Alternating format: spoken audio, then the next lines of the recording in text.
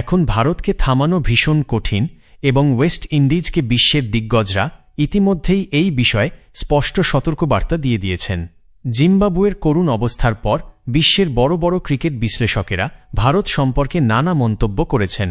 যেমন ইংল্যান্ডের সাবেক অধিনায়ক মাইকেল ভন তো সরাসরি ভবিষ্যদ্বাণী করে দিয়েছেন যে 2026 টি-20 বিশ্বকাপের ফাইনালে ভারতের মোকাবিলা হবে সাউথ আফ্রিকার সঙ্গে, এবং এটাই মাইকেল ভনের স্পষ্ট ঘোষণা। তাঁর মতে সুপার 8-এ ভারতের জন্য সবচেয়ে বড় ইতিবাচক দিক হল অভিষেক শর্মার ফর্মে ফেরা। তিনি বিশেষভাবে উল্লেখ করেছেন যে সঞ্জু স্যামসন ব্যাটিং অর্ডারের ওপরের দিকে খুবই দৃঢ় দেখিয়েছেন এবং তিলক বর্মা মাত্র 16 বলে 44 রানের যে দুর্দান্ত ক্যামিও খেলেছেন তা দলের আত্মবিশ্বাস অনেক বাড়িয়ে দিয়েছেন, যা আগামী ম্যাচগুলোতে ভারতকে ভীষণভাবে সাহায্য করবে। মাইকেল ভন আলোচনায় বলেন যে তিনি বিষয়টিকে অতিরিক্ত বিশ্লেষণ করতে চান না, কারণ ভারতের বোলিং ছিল যথেষ্ট ভালো এবং পিচ ছিল ফ্ল্যাট, আর ভারত ঠিক সেটাই করেছে যা তাদের করা উচিত ছিল। জিম্বাবুয়ের বিপক্ষে ম্যাচে ভারতের ব্যাটিংয়ে এক নতুন ধরনের শৃঙ্খলা দেখা গেছে এবং ভনের মতে সাউথ আফ্রিকার বিরুদ্ধে যে হারটি এসেছিল সেটি ছিল কেবল একটি ওয়েক আপ কল, কারণ সেই ম্যাচে ভারত কিছুটা লাপরোয়া ছিল এবং ফোকাস হারিয়েছিল। কিন্তু জিম্বাবুয়ের বিপক্ষে তারা ব্যাট হাতে সম্পূর্ণ মনোযোগী ছিল এবং তারা শুধু বড় হিটিংয়ের ওপর নির্ভর না করে পরিকল্পনা অনুযায়ী শট খেলেছে। তিনি আরও বলেন যে তিনি এই ভারতীয় দলকে দীর্ঘদিন ধরে দেখছেন এবং সাউথ আফ্রিকার বিপক্ষে হারের পর দলটি জয়ের পথে ফেরার জন্য মরিয়া ছিল। তারা জানে যে ওয়েস্ট ইন্ডিজের বিপক্ষে ম্যাচটি সেমিফাইনালে পৌঁছানোর জন্য অত্যন্ত গুরুত্বপূর্ণ এবং ভনের বিশ্বাস অনুযায়ী ভারতকে হারাতে হলে ওয়েস্ট ইন্ডিজকে অসাধারণ ক্রিকেট খেলতে হবে। এখন সবার নজর কলকাতায় ওয়েস্ট ইন্ডিজের বিরুদ্ধে হতে চলা গুরুত্বপূর্ণ সুপার 8 ম্যাচে, কারণ এই মাঠে চেজ করা দলগুলোর জন্য বাড়তি সুবিধা থাকতে পারে। যদিও টস গুরুত্বপূর্ণ ভূমিকা নিতে পারে, তবে ভনের মতে ভারতীয় দল এতটাই শক্তিশালী যে ভাগ্যসঙ্গ না দিলেও তারা জয়ের পথে এগিয়ে থাকবে। ভন আরও যোগ করেন যে আমরা কলকাতাকে চিনি এবং এটি রান তাড়া করার জন্য একটি ভালো ভেন্যু হতে পারে, যদিও সবকিছু নির্ভর করবে পিচের ওপর।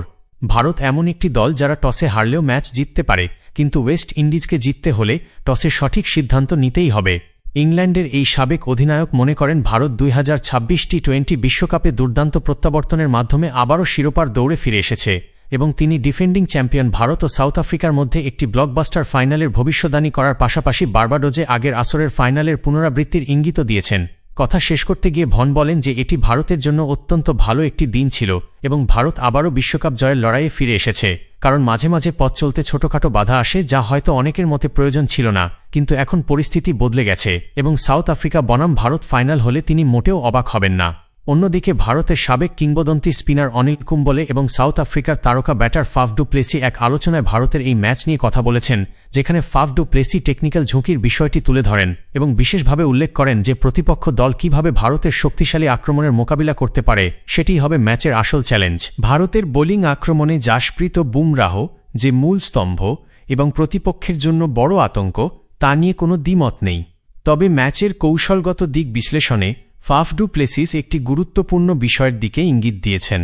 তার মতে ভারত যদি কোনো ম্যাচে দ্রুত উইকেট হারায় এবং ষষ্ঠ বোলিং অপশন ব্যবহারের প্রয়োজন পড়ে, তবে প্রতিপক্ষ ব্যাটাররা সেই সুযোগটি লুফে নিতে পারে।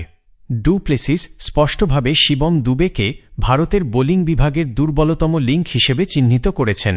তিনি মনে করেন দুবে যদি ওয়াইড ইয়র্কার বা ডিফেন্সিভ লাইনে বল করার চেষ্টা করেন, তবে দক্ষ ব্যাটাররা তাকে টার্গেট করে অনায়াসেই রান তুলতে পারবেন। বোলিংয়ের এই গভীরতা নিয়ে ভারতের কিংবদন্তি স্পিনার অনিল কুম্বলে অবশ্য ভিন্ন এবং ইতিবাচক দৃষ্টিভঙ্গি পোষণ করেন। কুম্বলের মতে গত 1.5 বছরে ভারত পরিকল্পিতভাবে তাদের ব্যাটিং লাইনআপের খেলোয়াড়দের বোলিংয়ে অভ্যস্ত করেছে। অভিষেক শর্মা, তিলক বর্মা, শিবম দুবে, এমনকি রিঙ্কু সিং ও সূর্যকুমার যাদবকেও বিভিন্ন দ্বিপাক্ষিক সিরিজে বল করতে দেখা গেছে, যা ভারতের জন্য বড় টুর্নামেন্টে অতিরিক্ত বোলিং কভার নিশ্চিত করেছে। কুম্বলে মনে করেন যদিও ফ্ল্যাট পিচে পার্ট টাইমারদের জন্য চ্যালেঞ্জ থাকবে, তবুও উচ্চচাপের ম্যাচে এই বিকল্পগুলো কার্যকর হতে পারে। তার মতে ভারত 5 জন বিশেষজ্ঞ বোলারের বদলে 8 জন ব্যাটার নিয়ে ভারসাম্যপূর্ণ দল সাজাতেই বেশি স্বচ্ছন্দ বোধ করবে। তবে ডু প্লেসিস আবারও সতর্ক করেছেন যে তিলক বর্মার মতো ব্যাটারদের ব্যাটিং পজিশন পরিবর্তন করলে দলের সামগ্রিক ভারসাম্যে সমস্যা তৈরি হতে পারে। এদিকে স্পিন বিভাগ নিয়ে ভারতের সাবেক পেসার ইরফান পাঠান বিশেষ করে বরুণ চক্রবর্তীকে নিয়ে তার উদ্বেগের কথা জানিয়েছেন। ওয়েস্ট ইন্ডিজের মতো শক্তিশালী দলের বিপক্ষে ম্যাচকে সামনে রেখে পাঠান মনে করেন ভারতের সেরা স্পিনারদের অবশ্যই ফর্মে থাকতে হবে। ওয়েস্ট ইন্ডিজের ব্যাটাররা সাম্প্রতিক সময় বিশ্বমানের স্পিনারদের ওপর চড়াও হয়ে খেলেছে, তাই ডানহাতি ব্যাটারদের আধিক্য থাকা প্রতিপক্ষের বিরুদ্ধে বরুণকে তাঁর সেরাটা দিতে হবে। পাঠান পরিসংখ্যান তুলে ধরে জানান যে বরুণ ইদানিং অতিরিক্ত শর্ট লেংথে বল করছেন, যা প্রায় 63%। নেটে অনুশীলনের সময়ও এই প্রবণতা দেখা গেছে, যা ভারতের জন্য চিন্তার কারণ হতে পারে। তবে পাঠান এও মনে করিয়ে দিয়েছেন যে গত কয়েক ম্যাচে ছন্দে না থাকলেও বরুণ এখনও দলের প্রধান বোলার, তাই তাঁর কৌশলের ওপর আস্থা রাখা জরুরি।